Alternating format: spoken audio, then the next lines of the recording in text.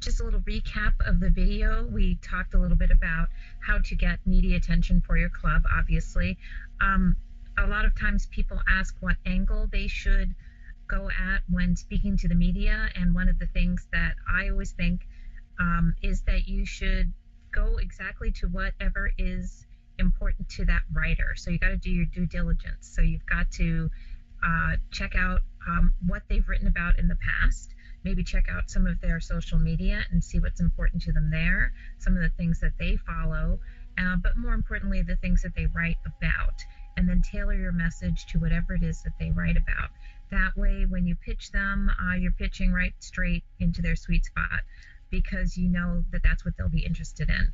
So any event that you're having, any special occasions at your club, any themed meetings that you might be having, all of those things are really great to pitch to the media, so that they can cover it for the local papers.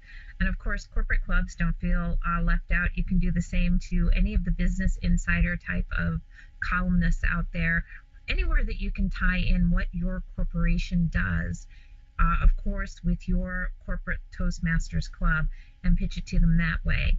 You can also reach out to the corporate communications department in your own company for maybe reporters in your business sector who are a little bit more open to the message because they cover that industry. So let's see if there's any questions. Here we go.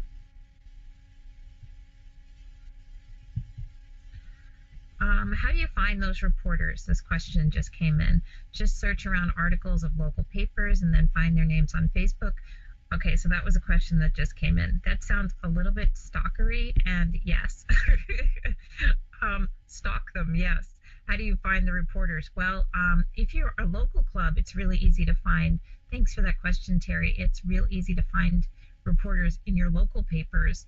Just look at all of the local papers that they have laying around in your local supermarket, in your local post office.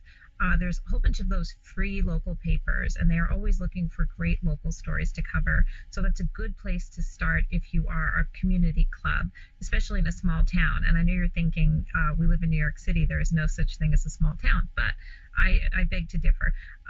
There are lots and lots of local papers that cover just the immediate area in Brooklyn and Queens and the Bronx and Staten Island.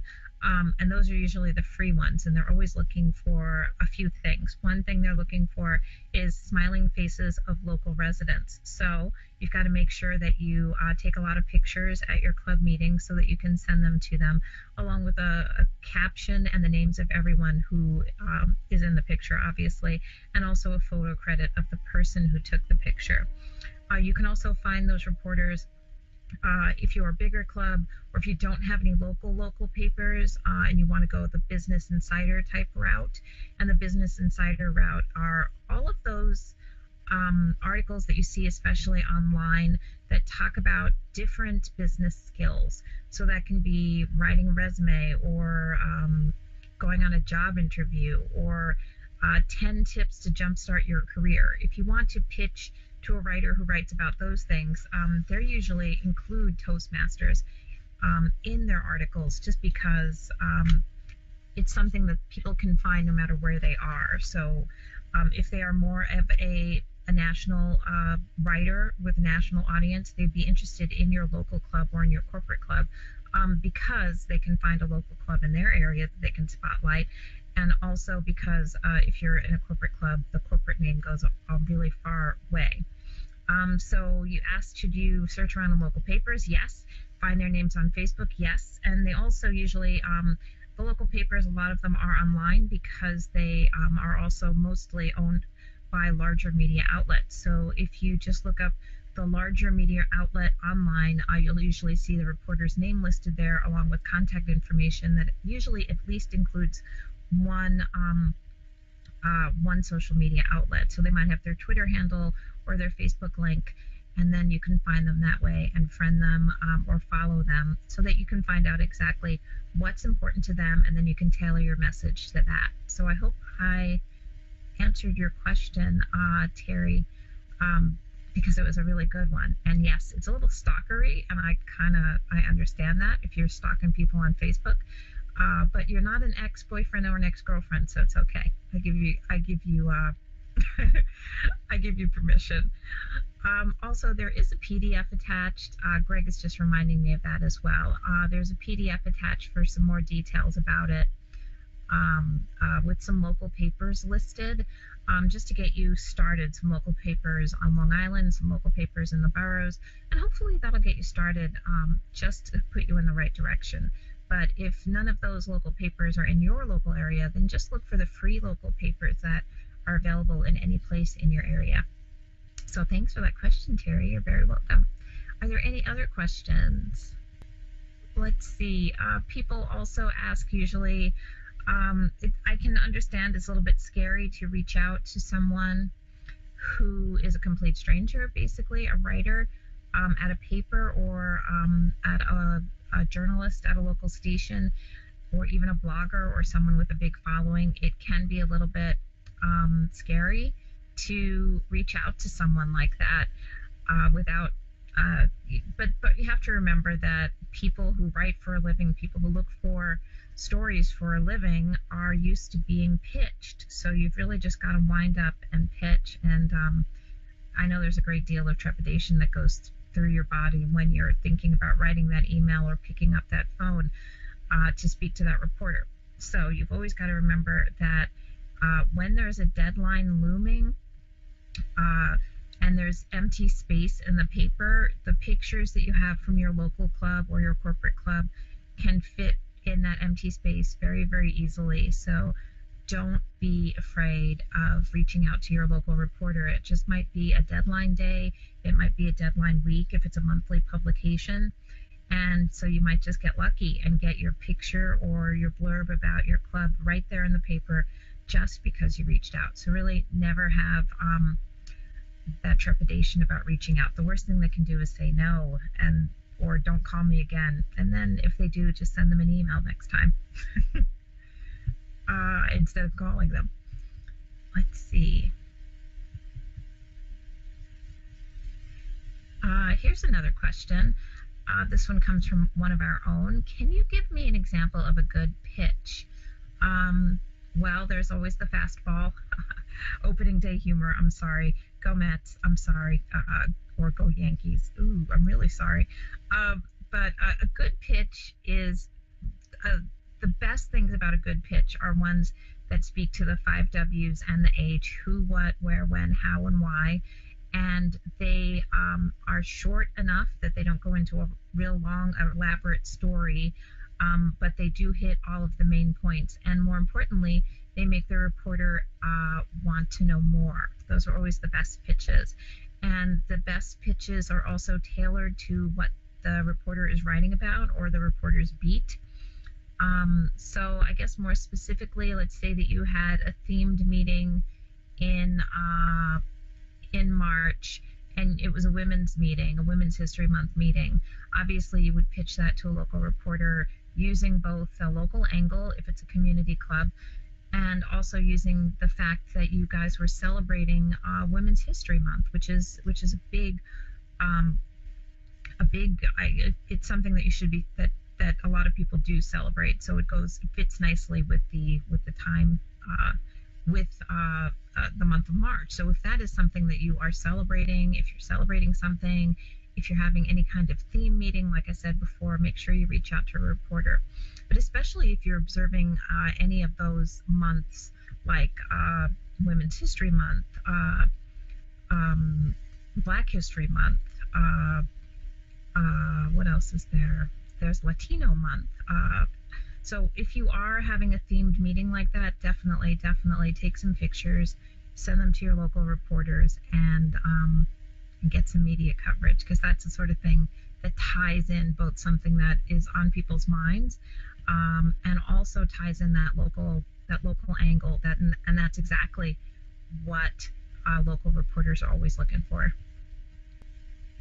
Well, if you look on one of those handouts, the handout with the listing of reporters, you'll also see a link on that handout, and that link takes you to a complete listing of all of the local papers everywhere throughout the United States. But you can also just tailor it to New York City, and then you can tailor it to your borough, and then you can tailor it to your town, your municipality, so you can really get a good idea of where you should pitch, what your local papers are. So even if you don't see any local papers just sitting around in your local post office or coffee shop, you can still get a good idea of who the reporters are in your local area by looking at that list and just putting in your town or your borough and getting some good leads as to where you should be pitching. And as you read the papers, the local papers, you'll also see who has what beat. So obviously you're not going to pitch to the person who has the legal beat unless you're having something legal at your club. You would pitch to someone who covers more community events, community people, things like that, current events as well. The people with more specific beats you might want to avoid. Although at local papers, also know that reporters wear a lot of hats, so they might have more than one beat. So you might see them covering the community beat and, let's say, the courthouse beat, for example. So if it is that community beat person, then make sure that you reach out to them, that you make friends with them. When you make that pitch call, make sure you ask the reporter how things are going with them, what they're working on, because a lot of times reporters get pitched to, and it's all about the pitcher and not the catcher, I guess, if you want to use another baseball metaphor. Again, it's opening day, I can't help myself. So if you are calling a reporter, make sure that you ask the reporter what they're working on, how they are, how things have been with their work life, just so that they don't feel like it's just another random pitch. Reporters need a little love sometimes, so you can show it. I think the last thing that I would really like to talk about is if you are having, apart from any kind of special events in your club, I really like to remind you to just think outside of the box with your club, if at all possible, as far as media attention goes. I know that in the March 20th seminar that we had over at World Financial Toastmasters, that I did mention that March was, because now it's April, March was Toastmasters month at in Washington State.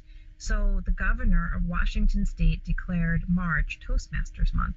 So you can just imagine how many people joined up in both corporate and local clubs, community clubs, during the month of March. I'd love to get some metrics on that to see what the deviation was, to see how many people, first timers, actually went out and joined their local clubs. If we can, so you always have to be thinking outside of the box in that sense. So yeah, you can go pitch the mayor, which I plan on doing, or you can also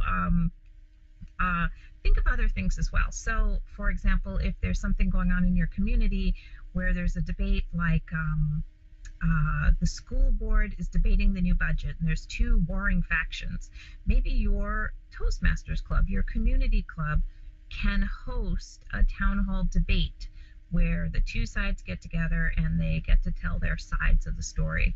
And that way, obviously, you're going to be nonpartisan. You're not going to take a side in something like that.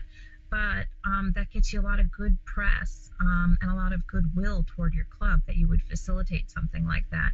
And something like that, you can really just join together with your local legislator, your local county legislator, your local, if you're on Long Island, if you're in the city, your local city councilman will be happy to co-sponsor something like that with your local club.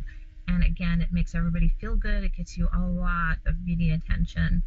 And something like that, if you join together with a local legislator or a local city council member or something like that, someone like that in that position, your club really doesn't have to do too much except for show up, set up some tables and chairs at the venue that will probably even be provided by your local council member or school board, and then just put your name on it and print some flyers. So not a lot goes into something like that, but the media attention that you could get is huge. And also the really, it's all about goodwill. So it builds goodwill in the community. It shows that your Toastmasters club is vested in your community and cares about what goes on in your community and wants to facilitate good communication between people who are on different sides. So hopefully that helps you out. So I don't see any other questions coming in. So I would like to thank everyone who tuned in tonight. And I would also like to thanks so much for watching the video and for sticking through it with us. Since there are no more questions, I'd like to thank everyone for coming to part 2 of the Toastmasters Media Relations Workshop. I hope you enjoyed. As always, I'm Gail Lewis, and you can always email me, of course, get in touch with me, newday2010@yahoo.com, and you can always hit me up on my website, gail-lewis.com. So thanks so much for everyone here on this end at District 46. Thanks so much for watching, and we'll see you again real soon. Good night.